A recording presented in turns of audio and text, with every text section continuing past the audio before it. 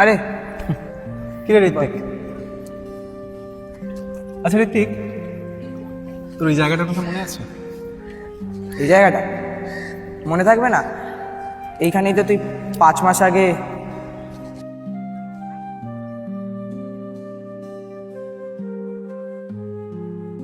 কেন আটকাচ্ছিস আমায়?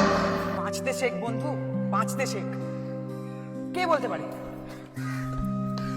কালকের দিনটাই তোর জীবনের সবচেয়ে ভালো দিন?